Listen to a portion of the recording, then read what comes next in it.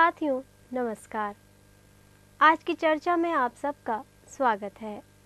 आज हम बिजली तथा अग्नि से चलने वाले यंत्रों व उपकरणों के सुरक्षित प्रयोग पर विस्तार पूर्वक अध्ययन करेंगे।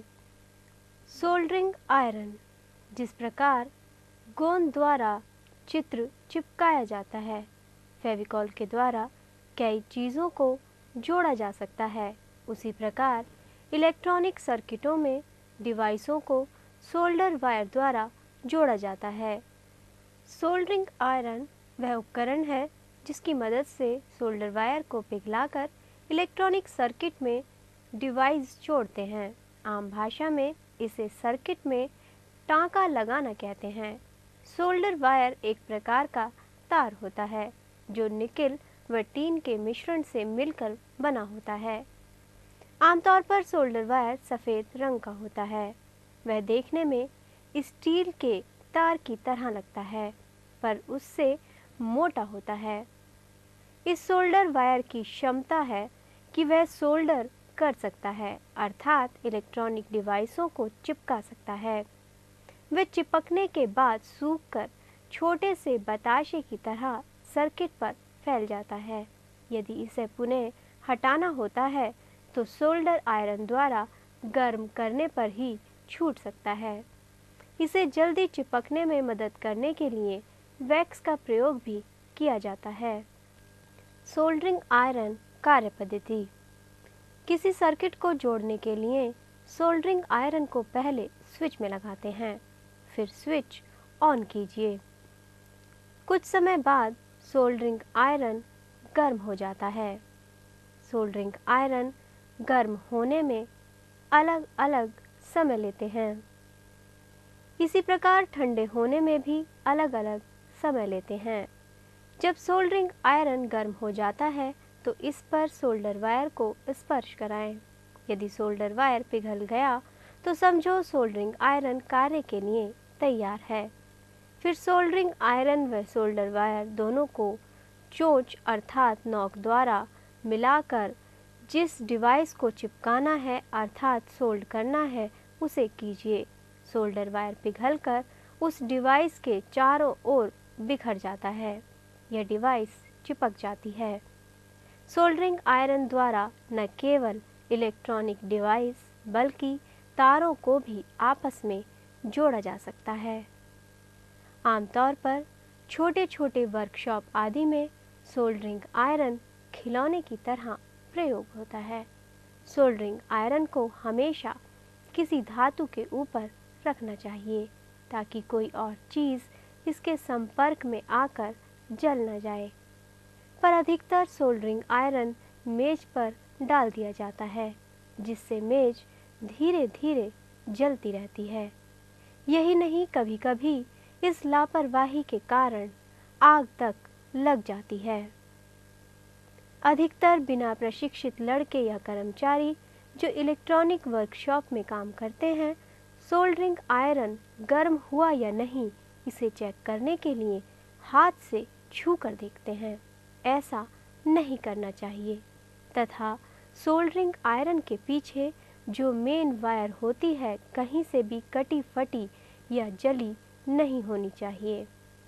इंसेक्ट किलर, जैसा कि नाम से ही विदित हो चुका होगा कि यह एक इलेक्ट्रॉनिक यंत्र है।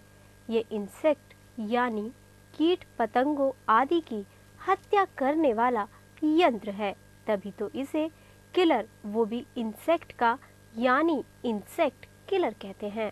आमतौर पर किलर घरों में प्रयोग नहीं किए जाते हैं या जिन इंसेक्ट किलरों को घर में प्रयोग करते हैं वे बहुत छोटे तथा कम प्रभावशाली होते हैं। इनके कार्य करने का सिद्धांत भी अलग होता है। घरों में प्रयोग होने वाले इंसेक्ट किलरों में एक कॉपर की स्ट्रिप यानी कॉपर स्ट्रिप होती है।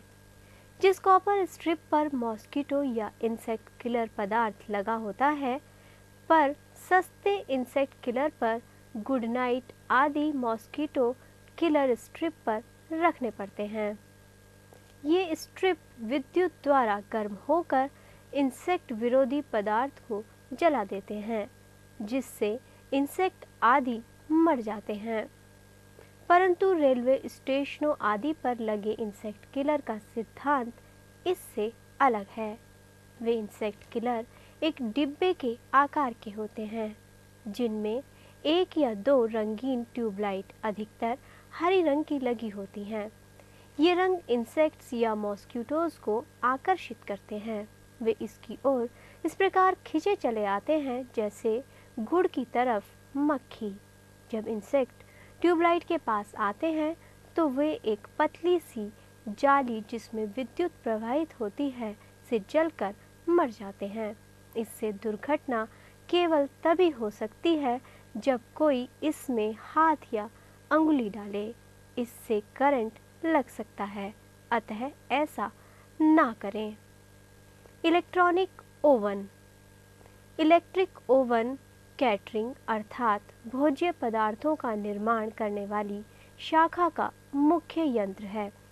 इसके द्वारा कई प्रकार के खाद्य पदार्थों का निर्माण संभव हो गया है।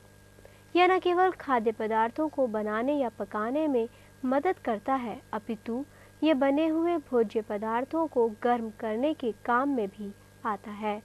अधिकांशतः पैटीज आदि आपने ओवन में रखी देखी होंगी। आजकल कन्फेक्शनरी वाले समोसे भी बेचते हैं। वे समोसे को गर्म रखने के लिए उन्हें ओवन में रखते हैं। इससे जहां तेल की बचत होती है, वहीं स्वाद भी अधिक हो जाता है। कार्य पद्धति। इलेक्ट्रॉनिक ओवन, जिसे माइक्रोवेव ओवन भी कहते हैं, माइक्रोवेव पर आधारित होता है। चूँकि माइक्रोवेव ही ऐसी वेव यानी तरंगें होती हैं जिनमें सबसे अधिक ऊर्जा होती है, अतः विद्युत द्वारा माइक्रोवेव बनाने के लिए ओवन में ऑक्सीलेटर लगा होता है जो माइक्रोवेव तरंगें बनाता है। तब ये तरंगें शीशे के जार में अर्थात वह स्थान जहाँ भोज्य पदार्थ ओवन में रखते हैं धातु की रॉड द्वारा प्रवाहित की जाती हैं। माइक्रोवेव के प्रवाह से शीशे का चैम्बर गर्म हो जाता है, वह वस्तु भी गर्म हो जाती है। इस यंत्र का प्रयोग करते समय केवल एक सावधानी रखनी चाहिए कि भूल से भी यदि जार का शीशा खुला है तो रॉड को हाथ ना लगाएं, अन्यथा दुर्घटना हो सकती है।